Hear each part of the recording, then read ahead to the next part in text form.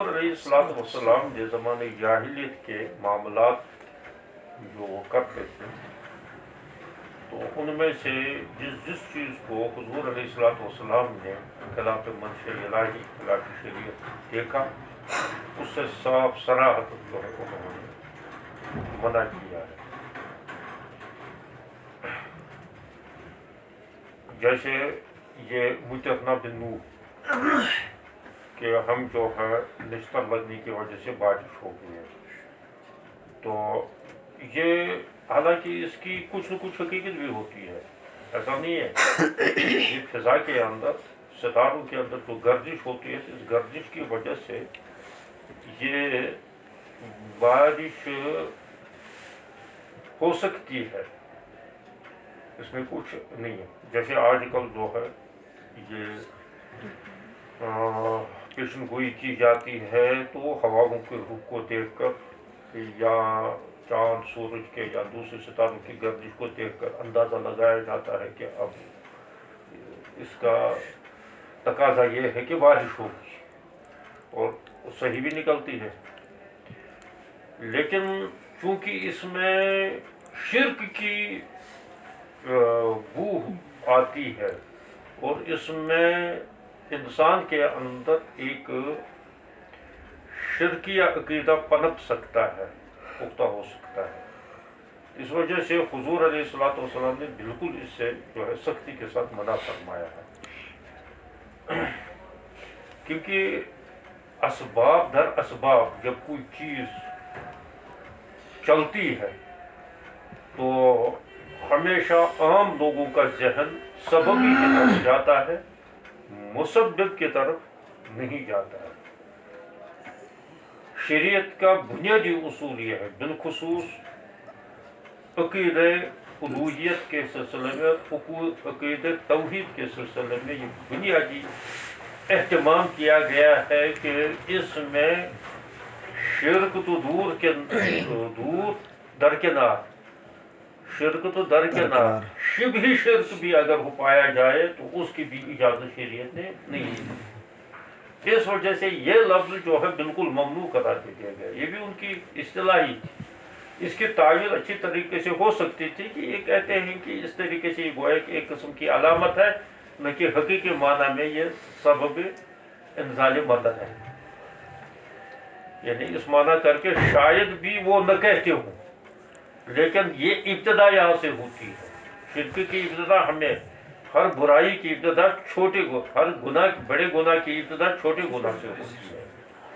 زنا کی ابتدا بھی جو ہے بس کلام سے، بات سے، نظر سے ہوتی ہے. اس وجہ سے اس کا بھی کہا گیا ہے کہ یہ بھی زنا کے مانند ہے، کس کا انجام ہوئی ہے. تو اسی طریقے سے یہاں بھی جو ہے متحنہ بن نوح کو بالکل ممنوع قرار دے دیا گیا ہے، کیونکہ یہ ایک بہت بڑے گناہ تک پہنچانے کا ذریعہ ہو سکتا ہے. لیکن معاملات کے اندر جو چیزیں وہ کرتے تھے ان معاملات کو حضور علیہ الصلوۃ والسلام نے چند اصول بتلا دیے. ایک وہی گرر میں ہونا چاہیے، جیسے وہ پیچھے آیا کہ جو ہے حبل الحبلہ گرر ہے، یا جو ہے فلاں تاریخ تک جو ہے، یا مگر مطلب وہ بھی جو ہے ادھار رکھا جائے گا وغیرہ، یا جس میں سود کا شبہ پائی جاتی ہو اس کو منع فرمایا گیا ہے. یہ حضور علیہ الصلوۃ والسلام نے جو ہے ان چیزوں کو ممانعت کی ہے معاملات کے اندر. وہ تو عقائد کا مسئلہ ہے، اور عقائد کے اندر جو ہے زیادہ احتیاط برتی جاتی ہے. اس وجہ سے متحنہ بن نوح کہنے کی بھی اجازت نہیں دی گئی ہے. لیکن معاملات کے اندر جو چیزیں شرعی تقاضے کے خلاف نہ ہوں بلکہ اس میں لوگ کرتے ہیں اور اس کا کوئی خدائی احکام کی خلاف ورزی لازم نہ آتی ہو، اور وہ کسی دوسرے گناہ پر پہنچنے کا ذریعہ نہ ہو، جیسے سود پر تک پہنچنے کا ذریعہ ہو یا جھگڑے تک پہنچنے کا ذریعہ ہو. تو جو چیز جھگڑے تک پہنچنے کا بھی ذریعہ ہے اس سے بھی حضور صلی اللہ علیہ وسلم ان عقود کو بھی، ان معاملات کو منع فرمایا. یا جو سود تک، حرمت تک جو ہے جھگڑا حرمت تک پہنچنے کا ذریعہ ہو تو اس سے بھی حضور صلی اللہ علیہ وسلم منع فرمایا. لیکن جن معاملات کے اندر اس قسم کا کوئی امکان نہیں ہے تو اس کو حضور علیہ الصلوۃ والسلام نے اجازت دے دی ہے، اس میں کوئی حرجہ نہیں ہے۔ جیسے یہ عمرہ اور رقبہ، یہ زمانے جاہلیت کے روایت تھی آپس میں، وہ جب کسی کو دیتے تھے کوئی چیز تو یا عمرہ کہتے تھے، حاضر لک عمرہ، یوں کہتے تھے کہ یہ تمہارے لیے عمر بھر ہے، حاضر لک رقبہ، یہ بھی اسی مفہوم کا ہے۔ یہ پتہ نہیں، یہ آج کل اس کا طے کرنا بھی بڑا دشوار ہے کہ یہ کس معنی مفہوم میں اس وقت ہی استعمال کر لیتے تھے۔ البتہ حضور صلی اللہ علیہ وسلم کے سامنے جب یہ معاملہ آیا تو حضور صلی اللہ علیہ وسلم نے فرمایا کہ کوئی حرجہ نہیں ہے، کوئی دے دے، کیونکہ یہ از قبیل ہدایہ ہے یا از قبیل عاریت ہے۔ اگر از قبیل ہدایہ ہوگا تو اس کا نتیجہ نکلے گا کہ اس میں ہدیے کے اندر تو تملیغ پائی جاتی ہے، یعنی وہ اس کے جو ہے موہوب لہو کی ملکیت میں آ جاتا ہے، اس میں جو اس میں توریث کا بھی مسئلہ آئے گا، جو ہے جاری ہوگا، توریث بھی اس میں جاری ہوگی۔ لیکن اگر وہ عاریت ہے، دوسری شکل اس کی بس یہ ہو سکتی ہے کہ عاریت، یا تو ہبہ ہوگا یا عاریت، ان دو کے علاوہ اور کوئی تیسری صورت نہیں ہے، عقد نہیں ہے، یہ بھائی نہیں ہے، یہ اس کو کہہ رہا ہے میں تجھے یہ عمر بھر کے لیے چیز دے رہا ہوں۔ اب اس کا مطلب کیا ہے؟ ایک مطلب اس کا یہ ہے کہ میں پوری زندگی تمہارے لیے دے رہا ہوں، تو اگر وہ ہدیے کے طور پر ہے تو تب تو جو ہے وہ اس کی ملکیت ہو گئی ہے، تو اس میں توریث وارث بھی وراثت بھی جاری ہوگی۔ لیکن اگر وہ عاریت ہے تو اس کا مطلب ہے کہ اس کی حیات تک تو اس کو عاریت ہوگی تجھے، اور اس کے بعد تجھے واپس کرنا ہوگا۔ اب اس کا مطلب ہے لے دے کے کہ ان الفاظ کا استعمال عرفاً کیسے کیا جاتا ہے۔ اب یہ دیکھا جائے گا عرفاً کہ عرف کے اعتبار سے یہ خبہ ہے یا عاریت ہے۔ اگر خبتاً وہ دے رہا ہے، عرف دیکھا جائے گا، فیصلہ کن اس میں عرف ہوگا، کیونکہ یہ بعد میں خود غرضی پیدا ہو جائے۔ اگر ان کو کہیں گے کہ تمہارے کیا مطلب ہے، تم نے جو یہ کہا تھا تمہارا کیا مطلب ہے، تو وہ یہ کہیں گے کہ میرا مطلب یہ تھا، بعد میں اس کو 10 دن کے بعد لازم پڑ جائے کہ وہ کہے گا وہ اپنے مطلب کے نہیں جی میں نے عادیت دے دیا تھا، حالانکہ عرف کے اعتبار سے وہ خبت ہے۔ یہاں وہ کہے گا کہ جس کو دیا ہے وہ تو کہتے ہیں یہ تو ہبت ہے، اب جو ہے یہ کہہ رہا ہے عادیت، تو اب یہ جھگڑا ہوگا۔ اب اس میں فیصلہ کن بات ہوگی کہ اس علاقے میں، اس جگہ پر، ان لوگوں کے اندر ان الفاظ کے استعمال کرنے کا عرف کیا ہے، عرف اس میں فیصلہ کن ہوگا۔ جب فیصلہ کن عرف ہوگا تو عرف کے مطابق فیصلہ کر لیا جائے گا کہ یہ ہدیہ ہے یا عاریت ہے، اور اس کے مطابق اس کا کیا جائے گا۔ آج کل چونکہ اس قسم کے الفاظ نہیں بولے جاتے ہیں اور نہ اس قسم کا کوئی رواج ہے، آج کل اگر کوئی کسی کو کوئی چیز دینی ہو تو وہ صاف صراحتاً دوسرے الفاظ ایسے استعمال کر لیتے ہیں جو صراحتاً حبہ پر یا صراحتاً جو ہے عاریت پر دلالت کرتے ہیں۔ آج کل یہ مسئلہ نہیں ہے، یہ اس وقت ایسے ذو معنی الفاظ تھے، ایسے مجہول الفاظ تھے، ایسے یہ سمجھو مبہم الفاظ تھے کہ جس کی وجہ سے اس کا تعین کرنا دشوار تھا۔ حضور صلی اللہ علیہ وسلم نے فرمایا ٹھیک ہے ایسا ہے، لیکن فقہا نے اس کو پھر یہ تنقیح کر کے انہوں نے کہا کہ اصل اس سلسلے میں مدار ہے عرف پر، یعنی ان کا معنی مفہوم متعین کرنے میں پھر فیصلہ کن کیا ہوگا، عرف ہوگا۔ اور اگر قاضی کے پاس بھی، اسی وجہ سے تمہیں یہ کہہ رہا ہوں، یہ ابواب بھی جو ہے یہ تو عقود کے کا پہلو بھی اس میں ہے، لیکن قضا کا بھی پہلو ہے، لازماً اس میں کہیں نہ کہیں جو ہے قضا کا پہلو بھی آئے گا کہ آپ کیا کہیں گے کہ وہ تو یوں کہہ رہا ہے، یہ تو یوں کہہ رہا ہے، کہ اس میں ایسے معاملات کے اندر جھگڑا ہونا یقینی ہے، جیسے اس باب کے اندر بھی جھگڑا ہونا یقینی ہے۔ تو شاید اسی وجہ سے میں نے کہا تھا کہ میرے خیال میں امام ترمذی رحمۃ اللہ علیہ نے یہ جان بوجھ کر کتاب الاحکام لایا، لیکن ایسے ابواب بھی اس کے ساتھ شامل کر لے جو از قبیل بیوع بھی ہیں اور از قبیل قضا بھی۔ تو یہ جو دوسرے شارحین حضرات لکھ لیتے ہیں کہ یہ تو جو ہے بیچ میں داخل کر لیا، غیر متعلق باب داخل کر لیا، اور پھر جو ہے بعد میں پھر کتاب البیوع شروع کر لیا ہے. تو یہ بھی ہو سکتا ہے. آخر بہرحال وہ بھی ان چیزوں پر غور کرنے والے ہیں. تو لیکن میرا خیال یہ ہے کہ یہ شاید اس معنی کر کے امام ترمذی نے جو ہے اس میں، کیونکہ اس میں یہ بیوع کا بھی پہلو ہے اور قضا کا بھی پہلو ہے، اس معنی کر کے ان کے ساتھ اس کو جوڑ دے دیا ہے. اور ہوتے ہیں کوئی معاملہ ایسا ہوتا ہے کہ جو ذو الوجہین ہوتا ہے، یہ ذو الوجہین ہی نہیں بلکہ ذو الوجوہ ہوتا ہے. اس کو جس طرف کھینچیں گے اس طرف کا وہ اس میں امکان ہوتا ہے کہ اس کو وہ قرار دے دیا جائے گا. تو یہ بھی ہے کہ آپ بھائی بتا ہے کہ اس نے کہا ہے تو وہ تو لازم ہے اس بارے میں یہ مسئلہ کل ہوگا. اب یہ قاضی اگر پر جب فیصلے کی نوبت آ جائے تو کس معنی کر کے فیصلہ کرے گا؟ وہ تو عرف کی ہی بنا پر فیصلہ کرے گا. تجھے کیوں نہیں سمجھ آ رہا؟ کیا بات ہوئی؟ بجا بجا بیٹا جاتا ہے مایوس سا شہی دینے والا، دینے والا اس کو اس کو دے دے دی دی ہے کیوں اس کو دے دی. یہ تو وہ کہہ رہا ہوں نا تو کیوں پریشان ہاں؟ ایک ہوتا معمر، یہ معمر ترجمہ نہیں کرنا کوئی بوڑھا شخص عمر والا، معمر بلکہ اس کو کہا جائے گا فقہ اسلام میں اس کو معمر لہو کہتے ہیں. معمر فیہ لورثتہ ہی، تو انہوں نے کہا کہ وہ اس کے بعد اور رغبہ کو بھی وہی کہتے ہیں. وَإِن لَمْ يَجْلِ عَقِبِهِ، اگرچہ اس نے ان کے بعد آنے والوں کے لیے اس کو نہیں کیا. لیکن جب یہ الفاظ استعمال کی اس کا مطلب کیا ہے کہ اس زمانے میں عرف کے اندر یہ عمرہ اس معنی میں استعمال ہوتا تھا کہ بس اسی کی ہو گئی ہے تو بعد میں یہ دیکھے گا وہ دیکھے گا، اور مرنے کا تو بھی پتہ نہیں ہے، میں مروں گا پہلے وہ مروں گا، گئی اسی کی چیز ہے تو اب بعد میں اگر اس کے ورثہ میں بھی جائے گی تو اس میں بھی کوئی خرچہ نہیں ہے. اچھا، جائزۃ مثل العمرہ یہ کہا گیا.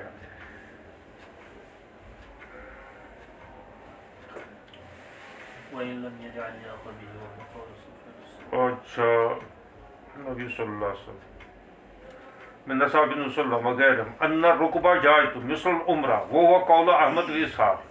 امام احمد رحمۃ اللہ فرمایا رقبہ اور عمرہ میں کوئی فرق نہیں ہے. اور بعض اہل علم نے اہل کوفہ وغیرہ نے انہوں نے عمرہ اور رقبہ میں فرق کر دیا ہے. فاجاز العمرہ ولم یجیز الرقبہ، کہتے ہیں رقبہ جو ہے انہوں نے جائز قرار نہیں دیا. رقبہ کی تفسیر کیا ہے؟ ان یقول ھذا الشیء لک علی ما عشت، ما عشت جب تک تو زندہ رہے، فإن مت قبلی اگر تو کم وقت میرے سے پہلے مر گیا، ایسا ہو سکتا ہے. فہی راجعۃ الیہ، لہذا مجھے واپس ہوگی.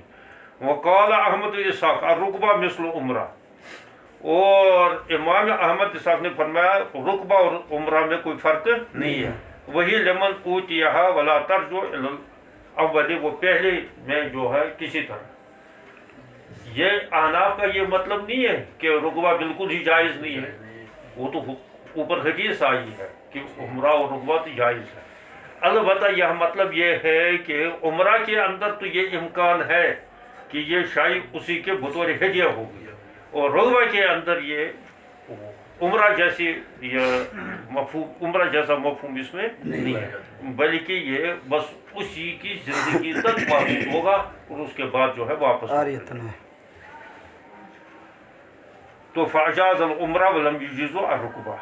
اچھا، رکبہ کی تفسیر یہ ہے، یہ انہوں نے تفسیر کی ہے امام اسحاق نے اور امام احمد رحمۃ اللہ علیہ نے، اور وہی تفسیر اس کی ہے. چلو،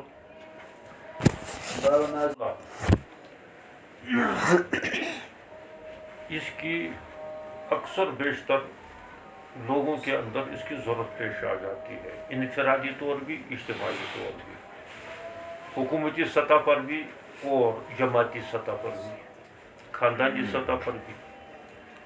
اور کوئی جماعت ہو، مثلا کوئی تنظیم ہو، تنظیمی سطح پر بھی ایک دوسروں کے ساتھ معاہدے ہوتے ہیں یا آپسی معاہدے ہوتے ہیں. ہر جگہ یہ گھر کے اندر بھی کبھی کبھی جو ہے چیز کی باپ بیٹے وغیرہ آپس میں مصالحت کر لیتے ہیں کہ بھائی تم بھی کما رہے ہو میں بھی کما رہا ہوں وغیرہ، اس بارے میں جو ہے فیصلہ کر کے رکھیں گے کہ یہ مال اس کا بعد میں کیا ہوگا. تو کبھی کبھی تو کچھ لوگ جو ہے اس میں شراکت لگ کہتے ہیں بھائی جو کچھ ہے میرا ہے میں نے کمایا. باپ کہتا ہے بیٹھو سے جو سمجھدار قسم کی باپ ہوتے ہیں جانوں کو چھوڑو، وہ یوں کہتے ہیں کہ جو میں نے کمایا ہے اس کو رکھنے دو، یہ تو باہر میں جس کو ملنا ہے اس کو ملتا ہے میرے مرنے کے بعد، اس کو رہنے دو. البتہ آج کے بعد ہم کاروبار جو کریں گے، میں بھی کر رہا ہوں، میں بھی ابھی کما رہا ہوں، تم بھی کما رہے ہو، تو اس کا ہم جو ہے ایک فیصلہ کر کے رکھیں گے کہ اس میں ہم سب شریک رہیں گے اور ہر ایک اپنے اپنے کام کے مطابق اس کو شریک کرا دے دیا جائے. تو اس قسم کے بھی معاہدے کاروباری لوگوں کے اندر ہو جاتے ہیں. یا مطلب جماعت کے اندر تم جو ہے فیصلہ کرو گے نہیں جی یہ عبارت یہ پڑے گا، وہ وہاں بیٹھے گا، یہ یہاں بیٹھے گا، یہ شروط کہلاتے ہیں. ایک معاہدہ کر لیا تم. تو حضور صلی اللہ علیہ وسلم نے فرمایا صلح آپسی مصالحت بھی جو ہے جائز ہے اور ان کو اس مصالحت پر پھر قائم رہنا چاہیے. اور جو اس میں شروط طے کر لیں گے ان شروطوں کو بھی لازم ہے کہ ان پر وہ جو ہے کارروائی. ایک یہ ہے کہ آپس میں پھر طے کر لیں کہ نہیں جی اب یہ نہیں ہے، اب اس طریقے سے ہوگا، متفقہ طور. لیکن یک طرف طور اس شرط کو کوئی توڑ نہیں سکتا ہے. وہ کہتے ہیں کہ کوئی تھوڑے ہے منزل من اللہ. اب منزل من اللہ نہیں ہے لیکن مسلمانوں کا آپس میں طے کر تو ایک معاہدہ تو ہے. اگر امن و سکون کیسے رہے گا؟ ورنہ تو خود غرضی کرے گا، ادھر سے یہ بھی خود غرضی کرے گا تو پھر لڑو گے، پھر ایک دوسرے کا جو ہے ناک توڑو گے، کوئی ٹانگ توڑ دے گا تو پھر جھگڑا پیدا ہوگا. یہ حضور علیہ الصلوۃ والسلام نے ایک بہت مطلب ایک اصولی بات اس سلسلے میں فرمائی. اچھا ملکوں کے اندر بھی باضابطہ یہ ہوتے ہیں کہ آپسی صلح کے معاہدے ہوتے ہیں، یہ بھی ہوتے ہیں. جیسے وہ حضرت انبسا رضی اللہ تعالیٰ عنہ جس وقت معاہدہ ہوا تھا حضرت امیر معاویہ کا رومیوں کے ساتھ، تو بس حضرت امیر معاویہ یہ چاہتے تھے کہ بس وقت پورا ہو جائے تو وقت سے جو ہے ختم ہوتی ہی تو ان کم وقتوں کو جو ہے ستیہ ناش کرنا ہے. تو معاہدہ تک انتظار کرتے، لیکن معاہدہ ختم ہونے سے پہلی چند دن اس نے اپنی فوجیں سرحد پر جمع کرنا شروع کر دی ہے. تو پیچھے سے ایک شخص دوڑا، وہ گھوڑے پر آیا تو اس نے وہاں اعلان کر دیا کہ لا غدر الوفا لا غدر، آدھا پورا کیا کرو، دھوکہ نہیں ہے. لوگوں نے دیکھا یہ کون شخص آیا ہے تو معلوم ہوا یہ حضرت انبسا صحابی رسول القدر صحابی رسول آئے کہ میں نے نبی علیہ الصلوۃ والسلام سے فرمایا سنا ہے، فرماتے ہوئے سنا ہے کہ وہ فرما رہے تھے کہ مسلمان کی شان یہ نہیں ہے کہ وہ کسی قوم کے ساتھ دھوکہ کر لے. تو یہ ابھی سے فوجیں جمع کر لینا، حالانکہ فوجوں کو حضرت امیر معاویہ نے یہ نہیں کیا تھا، یہ حکم دے دیا تھا کہ تم سرحد پر رہو، بس جو ہی معاہدہ ختم ہوگا تو حملہ ہم کریں گے. لیکن انہوں نے اس چیز کو، کیونکہ اس میں امکانی جنگ چھڑنے کا خطرہ تھا کہ ادھر سے جب اس نے پہلی سے فوجیں جمع کر لی ادھر سے ہو سکتا وہ حملہ کر دیتے یا کوئی چھیڑ خانی کر لیتے مسلمانوں پر الزام دھرنے کے لیے کہ دیکھو انہوں نے جو ہے غدر ہمارے ساتھ کیا ہے. یہ ہے مسلمان جو اپنے آپ کو کہتے ہیں کہ ہم عہدوں کے پابند ہیں، حالانکہ ادھر سے ایسی شیطانیاں ہوتی ہیں ملکوں کے اندر. تو اس قسم کے، لیکن حضور صلی اللہ علیہ وسلم نے ان دونوں چیزوں کے اندر، صلح کے اندر بھی اور شروط طے کرنے کے اندر، شروط وہ کہلاتے جو معاہدے کے اندر شروط لکھے جاتے ہیں، ان کے طے کرنے میں ایک اصولی بات ہی فرمائی کہ اس سے کسی حلال کو حرام ہونا لازم نہ آ جائے، کسی حرام کا حلال ہونا لازم نہ آ جائے، یعنی بالفاظ دیگر شریعت کی خلاف ورزی لازم نہ آ جائے، چاہے وہ منصوص ہو غیر منصوص ہو مستنبت ہو، تو بہرحال شریعت کے تقاضے کے خلاف نہ ہو یہ شروط. باقی چیزیں طے کر لی جائے اس میں معاہدے طے کریں. یہی ہوتا ہے آج کل جو پارٹی کوئی بنا لیتی ہے آئین کے اندر وہ اصل معیار کرا جو مسلمان یہ جماعتیں بنا لیتے ہیں اس میں اصل معیار کرا دیتے ہیں کہ اصل میں ہمارے لیے جو ہے فیصلہ کن یعنی حکم ہوگا قرآن و سنت، اور اس کے بعد جو ہے جو ہم یہ معاہدہ کر لیتے ہیں یہ کریں گے یہ کام کریں گے اپنا دائرہ کار متعین کر لیتے ہیں.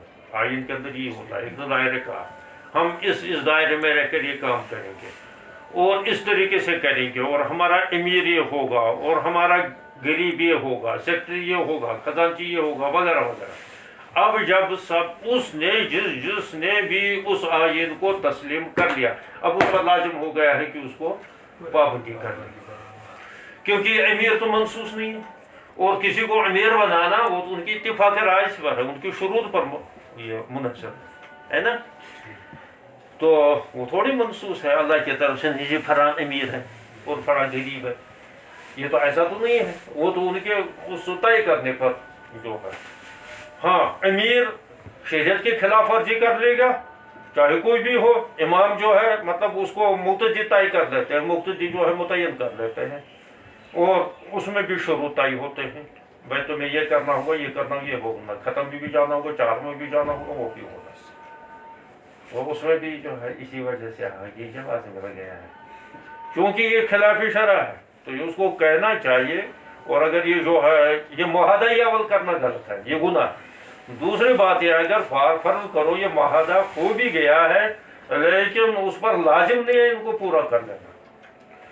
لیکن یہ تھوڑی ہے کہ یہ اس وقت وہ ہم سے پوچھ کر یا کسی مفتی سے یا قرآن حدیث سے پوچھ کر جو ہے ایسا کر لیتے ہیں وہ آپس میں کر لیتے ہیں. امام بھی لالچی ہوتا ہے اگر میں یہ نہ کروں کیا کروں گا تو پھر وہ جو ہے سارے ادھر کے کام کر کے جو ہے ان کو مقتدیوں کو خوش رکھنا چاہتا ہے چاہے اللہ اور اللہ کا رسول ناراضی ہو جائے پھر انہی مقتدیوں کے ذریعے سے اس کو پھٹکار بھی پڑتی ہے. کیونکہ ہمیشہ یہ دستور ہے کہ جو کسی دنیاوی غرض کی بنا پر اللہ کو ناراض کر لے گا وہی دنیاوی مقصد اس کے لیے وبال بن جاتا ہے. جو اولادوں کے لیے جو ہے جھوٹ موٹ وغیرہ رشوت پشوت بچیاں ہیں انہیں کیا کرنے ہیں بچے ہیں اتنے ہیں اب ان کو پالنا ہے کیا کریں گے تنخواہ پر گزارا نہیں ہوتا ہے ایسا بنا کل وہی اولاد بگڑ جاتی ہے اور اس کو عمر بھر جو ہے پھر بعد میں جوتے مار لیتے ہیں. تو یہ تو اللہ کا دستور ہے. تو اس وجہ سے بہرحال جو شروط قرآن حدیث کے اندر منصوص نہ ہو یعنی کسی ایسی شرط سے قرآن حدیث کی خلافت سے لازم نہ جائے اس کو حضور صلی اللہ علیہ وسلم اس طریقے سے فرمایا کسی حلال کو حرام نہ کیا جائے کسی حرام کو حلال نہ کیا جائے. ان شروطوں کو وفا کرنا پورا کرنا کیونکہ آپسی معاہدہ ہے اس آپسی معاہدے کو بھی پورا کرنا یہ مسلمان کے لیے لازم ہے. مسلمان کی شان ہے جب وہ کوئی معاہدہ کر لے کوئی عہد کر لے تو اس کو پورا بھی کرنا. یہ ہے اس کا خلاصہ.